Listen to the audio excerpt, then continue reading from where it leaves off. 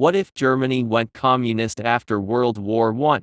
In the interwar period, communism was strong in Germany, like during the Spartacus Uprising, Soviet Republic of Bavaria, or Hamburg Uprising. Nonetheless, it was the fascists under Adolf Hitler who would end up taking over. They would then persecute the communists.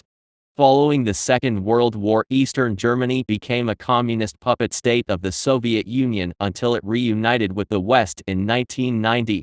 But what if that didn't happen? What if Germany went communist after World War I? In this timeline, the Spartacus Uprising is more successful and a nationwide civil war breaks out in Germany between the Weimar Republic and the Communists. Upper Silesia meanwhile votes to join Poland as they fear to be absorbed into a communist state. Under the League of Nations, a certain degree of autonomy for the Germans now in Poland is secured. French forces establish in the Palatinate, Rhine-Hesse and Rhine province a client state called the Rhenish Republic.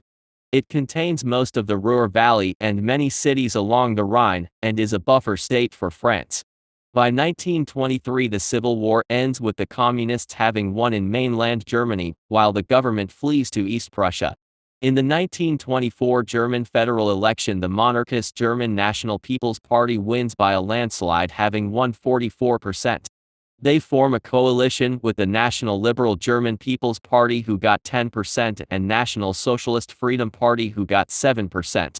The opposition consists of the Social Democratic Party of Germany, with 24%, Conservative Center Party with 10%, and Liberal German Democratic Party with 5%. In 1925, World War I and German Civil War veteran Paul von Hindenburg is elected as Reichspräsident, and he names Johannes Friedrich Winkler of the DNVP as Reichskanzler. Controlling both the legislative and executive branch, the monarchists hold a vote in the Reichstag to re-establish the monarchy. 2/3 of the votes are needed, but as they only control 3/5 of the seats, they bribe the Center Party, which gives them the needed few extra votes. The monarchy is then re-established with Paul von Hindenburg as Reichskanzler and Wilhelm II as Emperor. Meanwhile, in Berlin, Karl Liebknecht becomes General Secretary of the Independent Social Democratic Party of Germany and President of the Deutsche Räterepublik, or German Council Republic. The German Council Republic forms an alliance with the Bolsheviks in Moscow, as they are the only communist countries in the world. The alliance would become more unstable under Stalin as their ideologies start to differentiate, but it isn't near to a collapse. The communist regime in Germany wouldn't recognize the Treaty of Versailles and don't pay reparations and start to remilitarize. Besides the regular army, they also form a paramilitary group called the Roter Frontkampfverbund, or Red Front Fighters League, under Bundesführer Ernst Thälmann. The RFB is basically a communist SS. In Italy, Mussolini still becomes Duce, but he has an alliance with the Democratic West as both fear the communists. The First World War breaks out in 1934. Following the victory of the fascists in the Austrian Civil War, Germany invades the country to liberate the Austrian workers. Italy, France, and UK declared war on Germany, and the Soviet Union joined the war on the side of Germany. German forces push French forces to the Rhine River after a few days. In Austria, fighting is slow because of the Alps.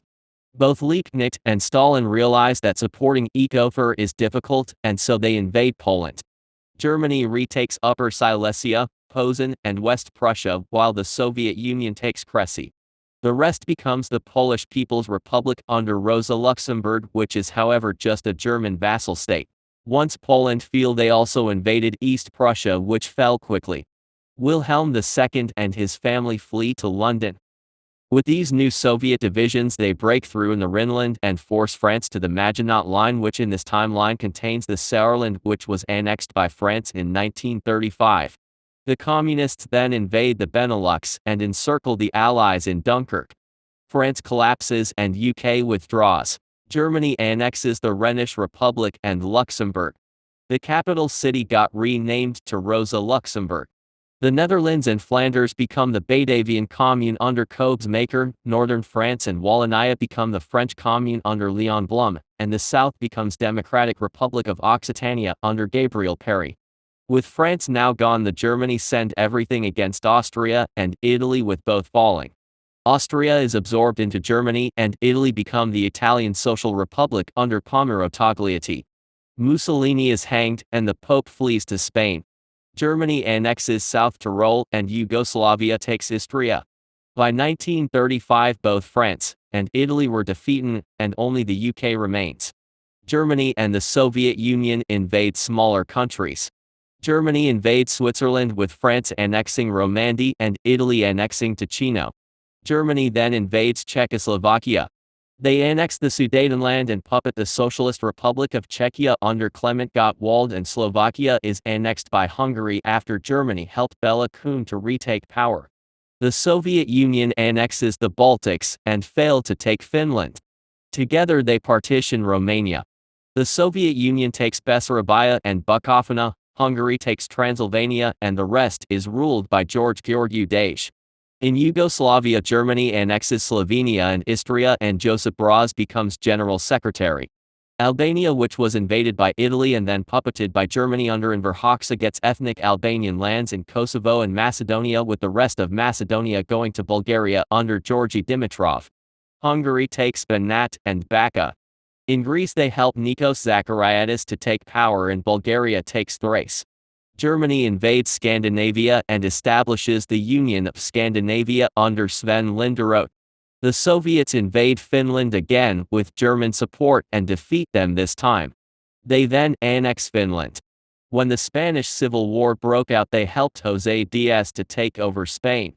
He then invaded Portugal and formed the Iberian Federation. In 1937 Neville Chamberlain becomes Prime Minister and he makes peace with the Comintern. In the peace he has to recognize all the new communist regimes, and Belgian, French, Portuguese and Dutch colonies gain independence, with all of them being friendly to the communists or just communist themselves. The Soviet Union helps China to take down Japan and they split Japan and Korea between a communist north and nationalist south. The Soviets then help the communists to take down the government in Nanking. This time there is no Taiwan and all of Japan and Korea are communist.